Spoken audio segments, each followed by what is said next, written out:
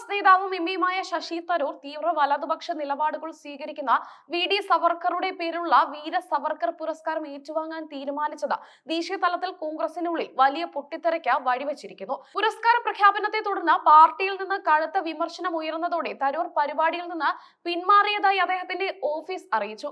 എങ്കിലും ഈ സംഭവം കോൺഗ്രസിനുള്ളിലെ വിഭാഗീയതയും തരൂരിന്റെ രാഷ്ട്രീയ നിലപാടുകളും വീണ്ടും ചർച്ചാ വിഷയമാക്കിയിരിക്കുകയാണ്. സവർക്കർ പുരസ്കാരം ഏറ്റുവാങ്ങാനുള്ള തരൂരിന്റെ നീക്കം പാർട്ടിയെ ഞെട്ടിച്ചുവെന്നാണ് കോൺഗ്രസ് നേതൃത്വത്തിന്റെ നിലപാട്. പാർട്ടിയോട് കൂടിയാലോചിക്കാതെയാണ് തരൂർ ഇത്തരമൊരു പരിപാടിയിൽ പങ്കെടുക്കാൻ തീരുമാനിച്ചതെന്നും ഇത് കോൺഗ്രസിന്റെ പ്രത്യയശാസ്ത്ര നിലപാടുകൾക്ക് വിരുദ്ധമാണെന്നും നേതൃത്വം വിമർശനം ഉന്നയിച്ചു.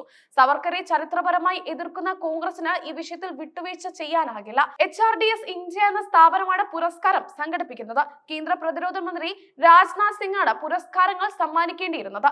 BJP നേതാവ് പങ്കെടുക്കുന്ന ഒരു വേദിയിൽ സംഘപരിവാർ ബന്ധമുള്ള ഒരു സംഘടനയുടെ പുരസ്കാരം കോൺഗ്രസിലെ പ്രമുഖനായ നേതാവ് സ്വീകരിക്കുന്നത് രാഷ്ട്രീയപരമായി വലിയ തിരിച്ചടിയാകുമെന്നായിരുന്നു പാർട്ടി വിലയിരുത്തൽ.